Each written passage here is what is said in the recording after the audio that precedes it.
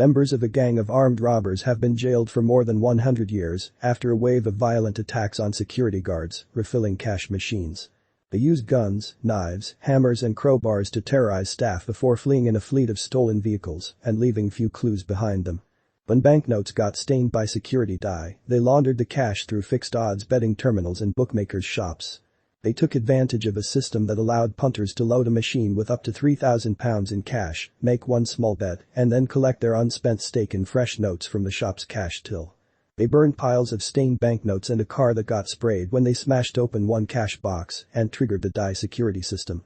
Armed police ambushed two robbers, Abdi Omar and Brooklyn McFarlane, as they were about to attack security guards at a local Sainsbury's in Wimbledon. Omar was caught quickly, while McFarlane ran and pulled a knife and was shot by police who believed he was carrying a gun. He was discharged from hospital the next day. The gang were caught after an astonishing bit of detective work by the Metropolitan Police's flying squad, who, from poor quality CCTV footage, managed to identify and track one of their stolen cars and the first of the robbers who eventually led them to the rest. The violence was extreme. Detective Superintendent Simon Mooring said. They had a well-organized gang structure.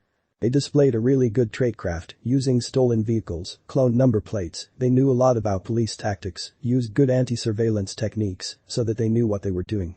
They were a forceful gang. The violence was extreme, security guards thrown around, hit with iron bars, guns held to their heads. Thankfully no one got seriously hurt.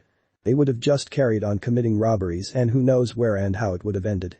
The gang attacked guards at cash points in London, Oxford, Bedfordshire and Northamptonshire, usually congregating and travelling from an estate in South London. Armed with loaded handguns and other weapons, they wore ballistic body armour and balaclavas. Over 18 months they stole more than £400,000. The first two robbers identified were arrested after jumping a red light and crashing into a bus. They ran off but were chased and caught by a team of detectives who were trailing them.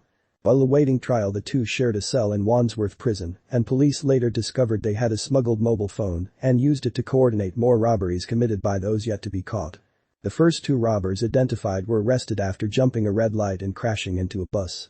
In the first of two trials, Basil Abdul-Latif, 36, from South London, the gang's leader, was jailed for 22 years for conspiracies to rob, possess a firearm with intent to cause fear of violence, and handle stolen goods and arson. The second main gang member, David Tesfalam, 30, from South London, was jailed for 20 years for similar offences.